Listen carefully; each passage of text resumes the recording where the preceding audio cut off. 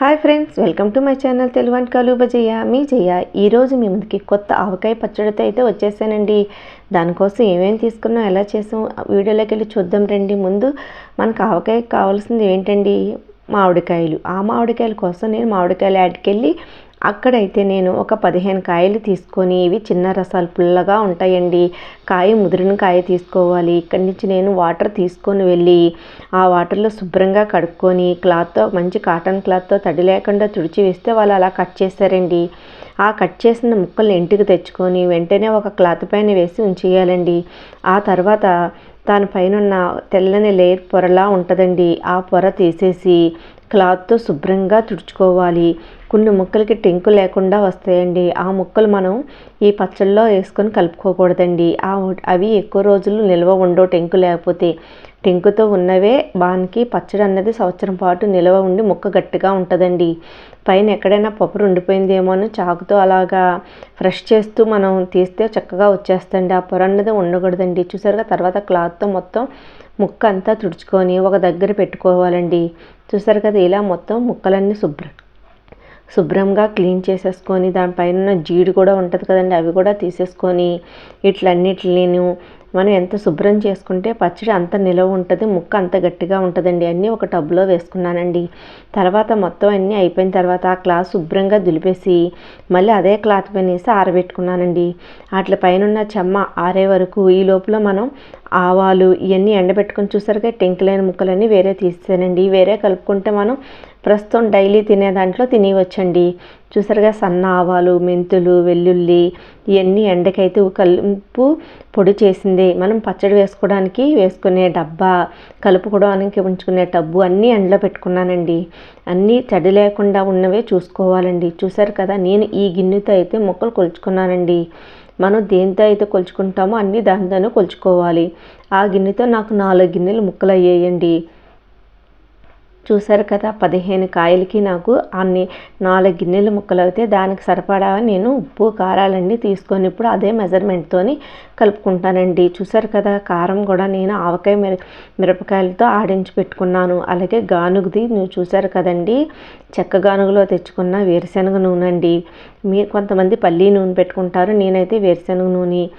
ముందు ముక్కలన్నిటికీ ఆయిల్ పట్టించి పసుపేసి కలిపి పక్కన పెట్టాలండి. ముందు ఆయిల్లోని ముక్కలు తడిపితేనే మనకి అవి ముక్కలు అన్నది పచ్చడిలో మెత్తబడకుండా ఉంటాయండి. కొంచెం ఒక 2 స్పూన్లు పసుపు వేసి ఆయిల్లోని శుభ్రంగా ఇలా మెదుపుకొని పక్కన పెట్టుకున్నానండి. ఈ లోపల మనం మరి వేరొక బౌల్లోని చక్కగా మనకి చూసారు కదండి, 3/4 వంతున్న మెంతిపిండి వేసుకున్నాను.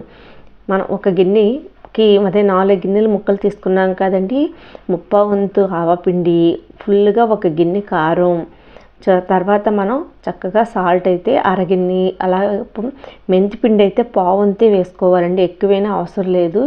చూసారు కదా, ఒక 1/4 వంతు వరకు మెంతిపిండి, మెంతులు ఎండబెట్టి బాగా పొడి చేసినవండి. అలాగే ఒక అరగిన్నెకి వరకు ఉప్పు అయితే వేసుకున్నాను. కొంచెం ఉంచాను, సరిపోతే మళ్ళీ కలుపుదామని అది కూడా వేసేసానండి. అరగిన్నె పట్టింది.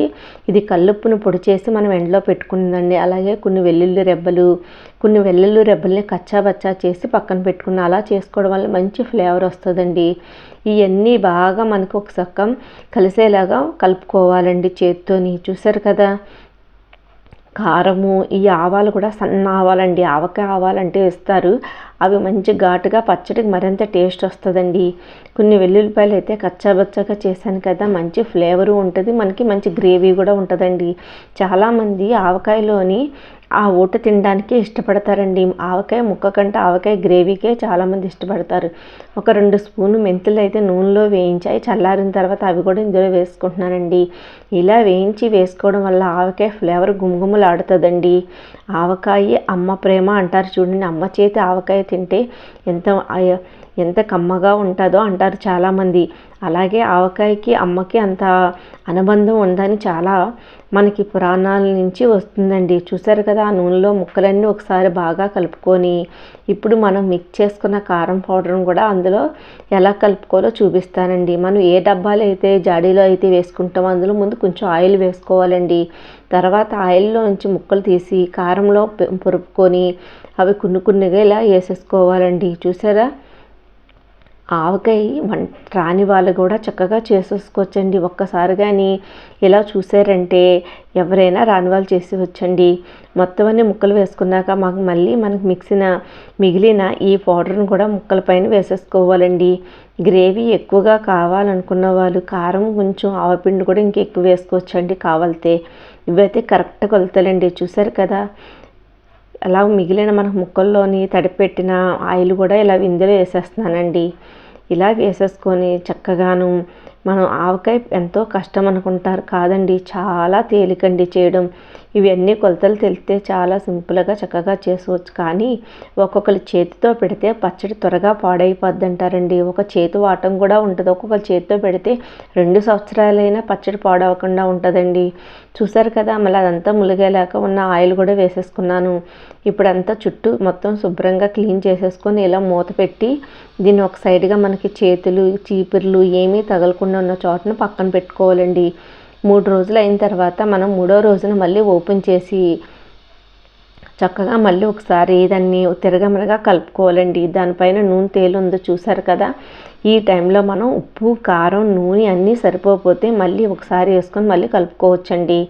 చూడండి ఫ్రెండ్స్, మళ్ళీ శుభ్రంగా టబ్బుని తడి లేకుండా ఆరబెట్టుకొని ఇప్పుడు మరి ఒకసారి నేను ఈ పచ్చడి అంతా ఇందులోకి వేసుకొని మళ్ళీ ఒకసారి కిందకి మీదకి అన్నీ అంటే మనకి ఉప్పు కారాలు అంతా సమానంగా కలిసేలాగా అయితే శుభ్రంగా మరి ఒకసారి కలుపుకోవాలండి. మనం లేయర్లుగా వేసేసుకున్నాం కదండి ముక్కలు కంటించి. చూస్తుంటే ఎమ్మీగా ఉంది కదండి, నోరు ఊరిపోతుంది కదా, తినేయాలనిపించేస్తుందా. ఆవకాయ వేడి అన్నంలో నెయ్యి వేసుకొని తింటే దాని టేస్టే వేరే కదండి. చూడండి, చక్కటి కమ్మటి ఆవకాయ పచ్చడి నేను చేసిన విధంగా చేసి చూడండి. మీరు ఒకసారి టేస్ట్ వేరే లెవెల్లో ఉంటుందండి. ఇదంతా ఒకసారి బాగా కలుపుకున్నాను. అలాగే ఆయిల్ కూడా కొంచెం వేసుకున్నానండి. నాకు ఫుల్గా ఆయిల్ ములిగేలా ఉంటే మనకి పచ్చడి అన్నది పాడవకుండా ఉంటుంది. ఇప్పుడు మనం దీన్ని మనకి అంతా కలిపిన తర్వాత జాడీలోకి కానీ అలాగే మనం ఏదైనా ప్లాస్టిక్ డబ్బాలో కానీ పెట్టుకుంటాం కదా, మంచి క్వాలిటీ ప్లాస్టిక్ డబ్బాలో పెట్టుకుంటే పాడవకుండా ఉంటుందండి. చూసారు కదా, కొంచెం జాడీలో వేసుకున్నాను. మిగతాదంతా మనకు కావాల్సిన డబ్బాల్లో అట్లా వేసేసుకొని ఫ్రిడ్జ్లో స్టోర్ చేసుకుంటే ఎన్ని రోజులు సంవత్సరమైనా కలర్ చెరదు, ముక్క కూడా గట్టి పడదండి. ఇలా ఈ విధంగా చేస్తే నేను చేసిన విధంగా అయితే వీడియో అయితే అందరికి నచ్చిందా అండి? నచ్చితే లైక్ చేయండి, షేర్ చేయండి. Thank you for watching friends.